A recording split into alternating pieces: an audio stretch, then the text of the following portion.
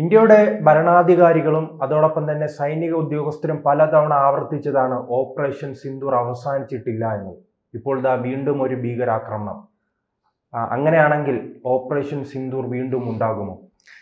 ഭീകരാക്രമണമാണോ ഡൽഹിയിൽ നടന്നത്, അതോ ഭീകരാക്രമണം ആയി പരിഗണിക്കാൻ സാധ്യതയുള്ള ഒന്ന് ഒഴിവായതിനു ശേഷം അവശേഷിക്കുന്ന ബോംബുകൾ ആകസ്മികമായി പൊട്ടിത്തെറിച്ചതാണോ എന്ന ഒരു ഡിബേറ്റ് ഓൾറെഡി നടക്കുന്നു. അതിൻ്റെ പശ്ചാത്തലത്തിൽ വേണം നമ്മൾ കാര്യങ്ങളെ അവലോകനം ചെയ്യാൻ.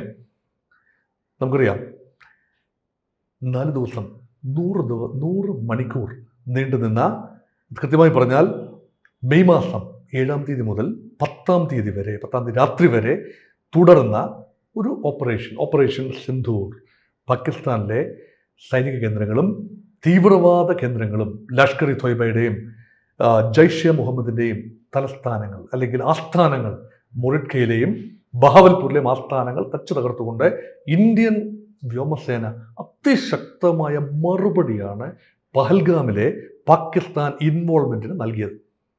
അത് തുടരും എന്നാണ് ഗവൺമെൻറ് ഓഫ് ഇന്ത്യ ഔപചാരികമായി പറഞ്ഞിരിക്കുന്നത്. കാരണം നോൺ സ്റ്റേറ്റ് ആക്ടേഴ്സ്, ഈ ഹിസ്ബുൾ മുജാഹിദീനും ഹർക്കത്തുൽ മുജാഹിദീനും ജയ്ഷെ മുഹമ്മദും ലഷ്കർ-ഇ തൊയ്ബയും ഒക്കെ രാഷ്ട്ര ഇതര പ്ലെയേഴ്സ്, നോൺ സ്റ്റേറ്റ് ആക്ടേഴ്സ് എന്ന ഗണത്തിലാണ് പാകിസ്ഥാൻ പെടുത്തുന്നത്. തങ്ങൾക്ക് നിയന്ത്രണമില്ല, തങ്ങൾ നിരോധിച്ച സംഘടനകളാണ്, അവർ നിങ്ങൾക്കെതിരെ ആക്രമണം നടത്തിയാൽ ഞങ്ങൾക്ക് എന്ത് ചെയ്യാനാവും എന്ന് പറയുന്ന പാകിസ്ഥാന്റെ ISIയുടെയും ആർമിയുടെയും ഗവൺമെന്റിന്റെയും ആക്റ്റീവ് ഇൻവോൾവ്മെന്റ് ഈ സംഘടനകൾക്ക് ഫണ്ട് ചെയ്യുന്നതിലുൾപ്പെടെ ഇന്ത്യക്ക് സ്ഥിരീകരിക്കാനായിട്ടുണ്ട്. പ്രത്യേകിച്ച് തകർക്കപ്പെട്ട ബഹാവൽപൂരിലെയും മൊറിഡ്കയിലെയും ആസ്ഥാനങ്ങൾ നിർമ്മിക്കുന്നതിന് സീഡ് മണി ഉൾപ്പെടെ നൽകിയത് പാകിസ്ഥാൻ ഗവൺമെന്റും സൈന്യവും ചേർന്നാണ്. ഇത് തെളിയിക്കാൻ കഴിഞ്ഞപ്പോൾ ലോകരാജ്യങ്ങളുടെ മുന്നിൽ പാകിസ്ഥാന്റെ മുഖമനാവരണം ചെയ്യാൻ ഇന്ത്യയുടെ നയതന്ത്രജ്ഞർക്കും ഇന്ത്യയുടെ പാർലമെന്റിലെ ശശിധരൂർ ഉൾപ്പെടെയുള്ള ആളുകൾക്കും കുറേയൊക്കെ കഴിഞ്ഞിട്ടുണ്ട്. പക്ഷേ എന്തുകൊണ്ട് പാകിസ്ഥാൻ പാഠം പഠിച്ചില്ല? ഇതേ ജയ്ഷെ മുഹമ്മദ് ആണ് ആക്രമണത്തിന് പിന്നിൽ എന്ന സൂചനകൾ വരുന്നു. ആ സൂചനകൾ ഗൗരവമായിട്ട് എടുക്കാനാണ് ഇന്ത്യ തീരുമാനിക്കുന്നതെങ്കിൽ അത് സ്ഥിരീകരിക്കാൻ. ഇത്ര ആക്രമണം ഉണ്ടാവുകയാണെങ്കിൽ ഉടൻ തന്നെ അതിന്റെ ഉത്തരവാദിത്തം ഏതെങ്കിലും സംഘടനകൾ ഏറ്റെടുക്കും. ഇത് ഇപ്പോൾ എന്താണ്, അത് അങ്ങനെ ഒരു നീക്കമില്ല?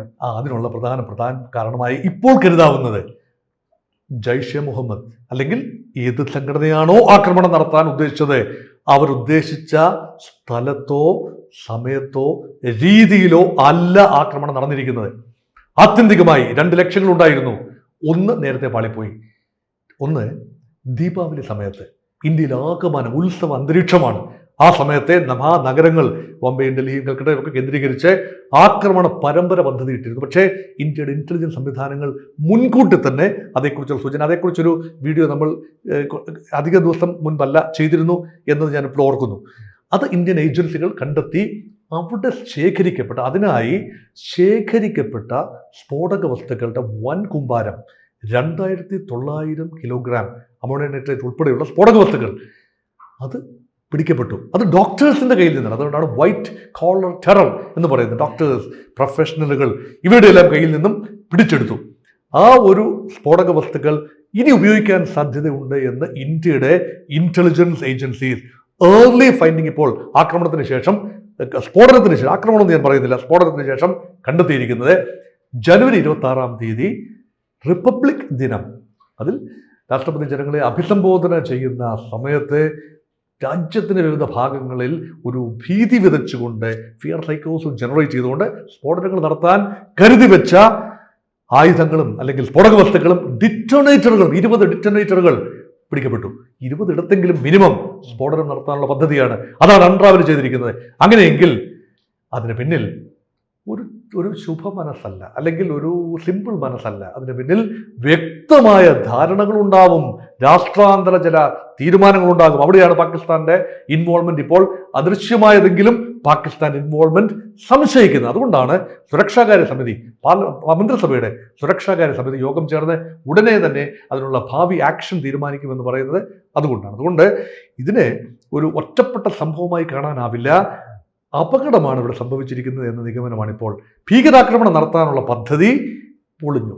അതായത് ഇന്ത്യയുടെ സുരക്ഷാ ഏജൻസികൾ 2900 കിലോ സ്ഫോടന വസ്തുക്കൾ പിടിച്ചപ്പോൾ 3 ഡോക്ടർമാർ അകത്തായി, അവർ അറസ്റ്റ് ചെയ്യപ്പെട്ടു. 4-മത്തെ ആൾ അല്ലേ അതായത് അദ്ദേഹത്തിൻ്റെ പേടി ഒരുപക്ഷെ അദ്ദേഹമായിരിക്കും ഒരുപക്ഷെ ഈ അദ്ദേഹം എന്ന് ഞാൻ പറയുന്നില്ല, അയാൾ എന്ന് പറഞ്ഞാലേ പറ്റൂ, ഭീകരൻ, അദ്ദേഹത്തെയൊക്കെ അദ്ദേഹം എന്ന് പറയാൻ ഒക്കും. അപ്പം അയാൾക്ക് ഒരുപക്ഷെ പേടിയിൽ നിന്നുകൊണ്ട് പലായനം ചെയ്തിരിക്കാനുള്ള സാധ്യതയുണ്ട്. അങ്ങനെ 80 കിലോ സ്ഫോടന വസ്തുക്കൾ ഒരു I-20 കാറിൽ ഒളിപ്പിച്ചുകൊണ്ട് സ്ഥലം വിട്ട് ഓടിയ ഓട്ടത്തിലാണ്. പക്ഷേ എങ്ങനെയാണ് ഫരീദാബാദിൽ നിന്നും ഡൽഹി വരെ അദ്ദേഹം എത്തിയത്? ഡൽഹിയിൽ ചെങ്കോട്ടയുടെ പാർക്കിംഗ് ലോട്ടിൽ 3 മണിക്കൂർ അയാളുടെ കാറ് കിടന്നത് എങ്ങനെയാണ്? അത് സുരക്ഷാ ഏജൻസികളുടെ എങ്ങനെയായിരിക്കും ജെയ്ഷെ മുഹമ്മദിനെ ഇത്രയും വിദ്യാഭ്യാസമുള്ള സമൂഹത്തിൽ ഉയർന്നു നിൽക്കുന്നവരെല്ലാം ഈ തീവ്രവാദത്തിലേക്ക് എത്തിക്കാൻ കഴിയുന്നത്? ഇൻഡോക്ട്രിനേഷൻ എന്ന് പറയും.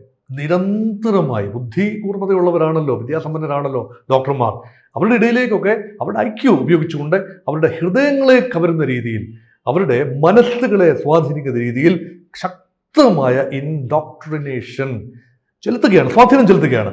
അങ്ങനെ അവരെ വരുതിയിൽ കൊണ്ടുവരുമ്പോൾ കാര്യങ്ങൾ എളുപ്പമായി. കാരണം സാധാരണഗതിയിൽ അടിസ്ഥാന വർഗത്തിൽ നിന്നോ അല്ലെങ്കിൽ തള്ളപ്പെട്ടവരിൽ നിന്നോ തിരസ്കൃതരിൽ നിന്നോ ആണ് ഒരു ഭീകരൻ ഉണ്ടാകുന്നത്.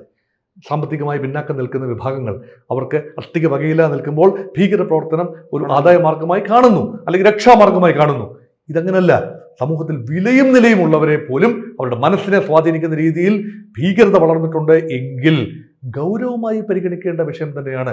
ജയ്ഷെ മുഹമ്മദിന്റെ ഒരു വനിതാ വിങ്, അതാണ് ഒരു ലേഡി ഡോക്ടർ അറസ്റ്റഡായി. ലേഡി ഡോക്ടറുടെ കാറിൽ നിന്ന് AK-47 റൈഫിളാണ് പിടിച്ചെടുത്തത്. അദ്ദേഹം ആ ലേഡി ഡോക്ടറുമായി ബന്ധമുള്ള ആളുകളാണ് ഈ അറസ്റ്റിലായ മറ്റ് 2 ഡോക്ടർമാരും ഈ പറയുന്ന സ്ഫോടനത്തിൽ മരിച്ച ഡോക്ടറും ആ ഒരു ഗണത്തിൽപ്പെടുന്ന ആളുകളാണ്. ഇവരുടെ എല്ലാം റൂട്ട്സ് തേടി വരുമ്പോൾ കാശ്മീരിലേക്ക് എത്തി നിൽക്കുകയാണ്. അതായത് പുൽവാമയിൽ കുടുംബ വേരുകളുള്ള 2 ഡോക്ടേഴ്സാണ്.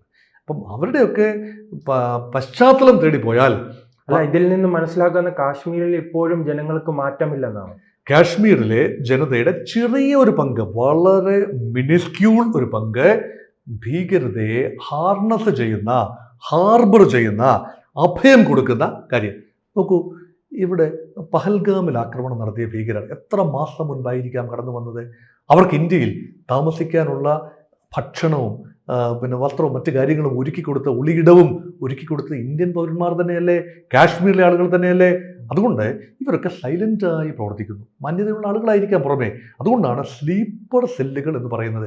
അവർ പൊതുവെ ഉറങ്ങുന്നവരായി നടിക്കും, അല്ലെങ്കിൽ ഉപരിതലത്തിൽ ജോലി ചെയ്ത് ജീവിക്കുന്നവരായി നടിക്കും. ടൂർ ഗൈഡുകളും മറ്റവരൊക്കെ ആകാം. പക്ഷേ അണ്ടർഗ്രൗണ്ട് അവർ നിരന്തരം ഇന്ത്യ എന്ന രാജ്യത്തിൻ്റെ സ്റ്റെബിലിറ്റിക്കെതിരെ, ഗവൺമെൻറ്റിനെതിരെ നിരന്തരം സാഹചര്യങ്ങൾ ഒരുക്കിക്കൊണ്ടിരിക്കുകയാണ്. ഈ സാഹചര്യമാണ് അവസാനിക്കേണ്ടത്. അതുകൊണ്ടാണ് ഇന്ത്യയുടെ സുരക്ഷാ ഏജൻസികൾ ഉണർന്ന് പ്രവർത്തിക്കുന്നതും. ഇനി 2 രീതിയുണ്ട് ഇതിനെ കൗണ്ടർ ചെയ്യാൻ. ഒന്ന്, അന്താരാഷ്ട്ര സമൂഹത്തിൻ്റെ ഒരു ശ്രദ്ധയിൽ കൊണ്ടുവരിക. അവർക്ക് എന്ത് ചെയ്യാനാവും? ഇത് നിങ്ങളുടെ പ്രശ്നമല്ലേ, ഇന്ത്യയും പാകിസ്ഥാനും പ്രശ്നമല്ലേ എന്ന് പറഞ്ഞ് അവസാനം അവർ കൈകഴുകും. ഇന്ത്യയുടെ സുരക്ഷ ഇന്ത്യ തന്നെ നോക്കണം. അതുകൊണ്ട് ആവാം 24 മണിക്കൂറിനുള്ളിൽ പാകിസ്ഥാന്റെ തലസ്ഥാനമായ ഇസ്ലാമാബാദിൽ ഒരു കാർ ബോംബ് സ്ഫോടനമുണ്ടായി. ചെറിയിടത്തൊന്നുമല്ല, കോടതി സമുച്ചയത്തിന്റെ മുറ്റത്ത് വെച്ചാണ്. അവിടെ ഒരു പോലീസ് വാൻ ഉൾപ്പെടെ പൊട്ടിത്തെറിക്കുകയാണ്. കോടതിയിലേക്ക് എരിച്ചു കയറാൻ ഒരുപക്ഷെ ആ കാറിൽ ഉണ്ടായിരുന്നവർ ശ്രമിച്ചു, പക്ഷെ അത് സാധിച്ചില്ല. അവസാനം അവിടെ പൊട്ടിത്തെറിയാണ്. അതുകൊണ്ട് ഇന്ത്യക്ക് നേരെ വരുന്ന ആക്രമണങ്ങൾക്ക് പകുതി മറുപടി സമയാസമയങ്ങളിൽ പാകിസ്ഥാനിൽ കൊടുക്കുന്നു എന്നല്ല, ലഭിക്കുന്നു.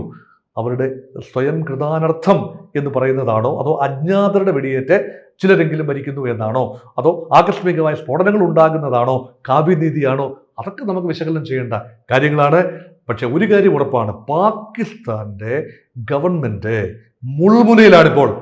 അസിം മുനീറിനെ അതുകൊണ്ട് കൂടിയാണ് സർവ്വസൈന്യാധിപനായി, കരസേനയുടെ മാത്രം ജനറലും ഫീൽഡ് മാർഷലായി സ്വയം അവരോധിതനുമായ അസിം മുനീറിനെ ഇപ്പോൾ ഇതാ ഒരു 27ാം ഭരണഘടനാ ഭേദഗതിയിലൂടെ പാകിസ്ഥാന്റെ സർവ്വസൈന്യാധിപ സ്ഥാനത്ത് ജോയിന്റ് സ്റ്റാഫിന്റെ തലപ്പത്ത് കൊണ്ടുവന്നിരിക്കുന്നു. കരവ്യോമ നാവിക സേനകളുടെ സംയുക്ത തലപ്പത്ത്. അതിനർത്ഥം ഇന്ത്യയിൽ നിന്നും ഓപ്പറേഷൻ സിന്ദൂർ രീതിയിലുള്ള മറ്റൊരു ആക്രമണം പ്രതീക്ഷിക്കുന്നു. അങ്ങനെയെങ്കിൽ സൈന്യത്തിന്റെ എല്ലാ വിഭാഗങ്ങളെയും സർവ്വസജ്ജമായി ഇരുത്താൻ ഒരു സിവിലിയൻ കൺട്രോളിലാണ് എങ്കിൽ തീരുമാനങ്ങൾ എടുക്കൽ പ്രക്രിയ ബുദ്ധിമുട്ടാകും. ഇത്തരം ഒരു ആശങ്ക ഉണ്ടാക്കുക, ഇത്തരം യുദ്ധത്തിന്റെ ഒരു പ്രതിസന്ധി ഉണ്ടാക്കുക എന്നത് ഇപ്പോൾ ആ രാജ്യത്തിന്റെ ആവശ്യമാണല്ലോ, പാകിസ്ഥാന്റെ ആവശ്യമാണല്ലോ. പാകിസ്ഥാന്റെ ആവശ്യമാണ് ഇന്ത്യ വിരോധം ആളിക്കെത്തിക്കുക, ഇന്ത്യ ഏത് നിമിഷവും ആക്രമിക്കും എന്ന പ്രതീതി ഉണ്ടാക്കുക, നമ്മുടെ സൈന്യങ്ങൾ സജ്ജമാണ് എന്ന പ്രതീതി ജനിപ്പിക്കുക. ഇത് പാകിസ്ഥാൻ ജനതയുടെ മനസ്സിനെ ഇളക്കാൻ വേണ്ടി ചെയ്ത ഒരു പ്രവൃത്തിയായിട്ട് മാത്രമേ കാണാനാവൂ. ഒന്നാമത് ഇപ്പോൾ അഫ്ഗാനിസ്ഥാനിൽ നിരന്തരം അടിവാങ്ങി ജീവിക്കുകയല്ല ആ രാജ്യം. പാകിസ്ഥാൻ ഉടനെ കുറ്റപ്പെടുത്തിയല്ലോ. ഇന്ത്യയും അഫ്ഗാനിസ്ഥാനും ചേർന്നുകൊണ്ട് പാക് താലിബാനെ ഉപയോഗിച്ചുകൊണ്ട് നടത്തിയ ഹീനമായ ആക്രമണമാണ് കോടതിയുടെ മുമ്പിൽ ഇസ്ലാമാബാദിൽ നടന്നത് എന്ന് ഒറ്റയടിക്ക് തന്നെ തെളിവുകളൊന്നും ഇന്ത്യ പാകിസ്ഥാനെ കുറ്റപ്പെടുത്തിയിട്ടില്ലെന്ന് ഓർക്കണം. ഇത്രയും നേരം കഴിഞ്ഞതിന് ശേഷം 2 ദിവസം കഴിഞ്ഞു ആക്രമണം കഴിഞ്ഞിട്ട്, അപ്പോഴും ഇന്ത്യ പാകിസ്ഥാനെ നേരിട്ട് ഇംപ്ലിക്കേറ്റ് ചെയ്തിട്ടില്ല. ജയ്ഷെ മുഹമ്മദ് എന്നൊക്കെ പറയുന്നത് മാധ്യമങ്ങൾ പറയുന്നു, ശരിയാവാം, തീർച്ചയായും ശരിയാവാം. പക്ഷേ ഇന്ത്യ ഔപചാരികമായി പറഞ്ഞിട്ടില്ല. പാകിസ്ഥാന്റെ പ്രധാനമന്ത്രിയും പ്രതിരോധ മന്ത്രിയും ഇന്ത്യ വിരോധമാണ്.